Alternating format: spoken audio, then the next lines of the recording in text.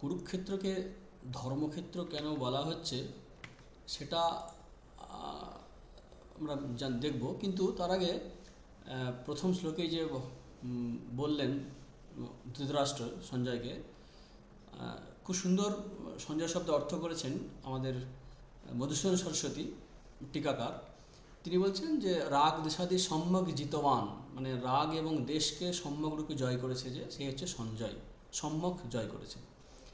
তো ধৃতরাষ্ট্রের প্রশ্ন হচ্ছে যে তুমি কোনো কিছু না চেপে বা কোনো দিকে পক্ষপাতিত্ব না করে নিরপেক্ষভাবে সব বিষয়গুলো আমাকে জানাও, কুরুক্ষেত্রে যুদ্ধক্ষেত্রে কী হচ্ছে।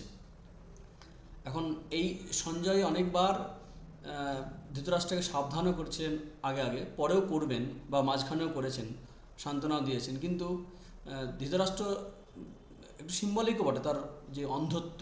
কারণ তিনি শুধু চোখে অন্ধ বলে না, চোখে অন্ধ ছিলেন তাই না, তিনি বুদ্ধির দিক থেকে অন্ধ। কারণ ধর্মে জানতেন, ধর্ম বিষয়ে তার জ্ঞান ছিল, কিন্তু ওই স্নেহ, পুত্র স্নেহের অন্ধ হওয়ার জন্য জানতে পারেনি। যাই হোক, কুরুক্ষেত্রকে ধর্মক্ষেত্র কেন বলা হয়? ধর্মক্ষেত্র এই কারণে বলা হয় যে এটা চিরকালের একটা পুণ্যভূমি। পরশুরাম 21 বার পৃথিবীকে যে নিক্ষত্রিয় করেছিলেন, তারপর এখানে পিতৃত্ব অর্পণ করেছিলেন। তারপরে দুর্যোধন বা পাণ্ডবদের যে পূর্বপুরুষ কুরু রাজা এখানে লাঙল চাষ করেছিলেন, হল চালনা করেছিলেন। তারপরে বর পেয়েছিলেন যে যে প্রাণ ত্যাগ করবে এখানে যুদ্ধে বা তপস্যা করতে গিয়ে সে স্বর্গে যাবে, সেই কারণে কুরুক্ষেত্র কুরু রাজা করেছিলেন বলে। আর একটা কাহিনী আছে মহাভারতে, যে দেবরাজ ইন্দ্র দেখছেন তপস্যা করছেন এখানে, কুরু রাজা ভয় পেয়ে গেছেন। তখন দেবতাদের পরামর্শে, কাহিনীতে যাচ্ছি না, বোঝালেন যে বর দান করতে। তখন উনি বর দিয়েছিলেন দেবরাজ ইন্দ্র, যে এখানে যদি কেউ তপস্যা করে বা যুদ্ধক্ষেত্রে মৃত্যুবরণ করে তাহলে সে স্বর্গে যাবে।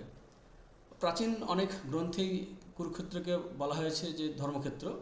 বন পর্বে আছে, মহাভারতের বনপর্বে তীর্থযাত্রা যেখানে বর্ণনা আছে, সেখানে কুরুক্ষেত্রকে 3 লোকের মধ্যে শ্রেষ্ঠ তীর্থ বলা হয়েছে, সেখানে ধর্মক্ষেত্র। এর আরেকটা নাম আছে সমন্ত পঞ্চক, শতপথ ব্রাহ্মণের কথা আছে।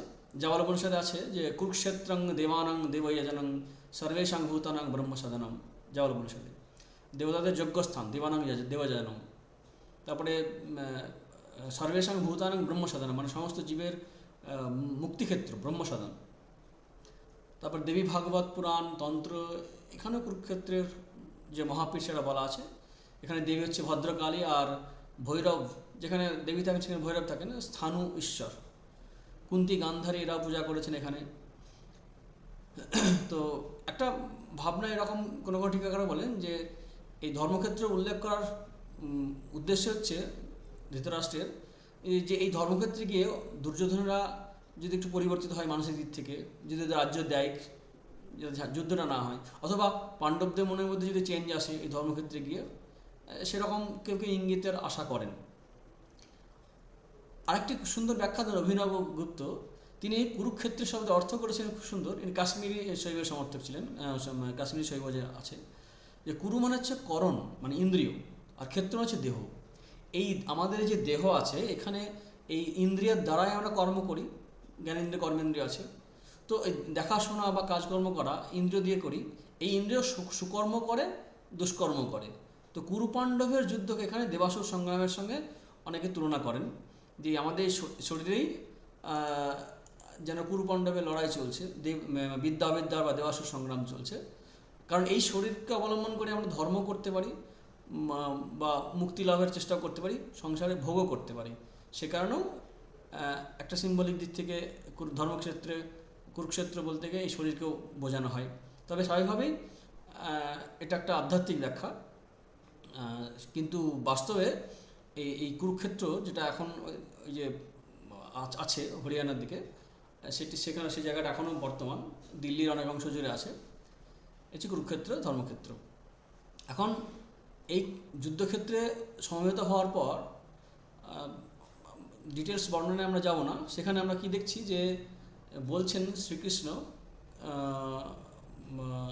যে মানে যখন দেখতে চাইল অর্জুন, এই কাহিনী আমরা জানি যে 2 সেনার মাঝখানে আমার রথকে দাঁড় করাও। তো রথ দাঁড় করার পর যখন আত্মীয় স্বজন দেখলেন, তখন তার মনের মধ্যে একটা মোহ এলো, ওই দৃষ্টি এবং সজানন কৃষ্ণের ইউৎসন সমবস্থিতম সিদ্ধান্তি মম গাত্রাণি মুখাঞ্চি পরিশিষ্যতি।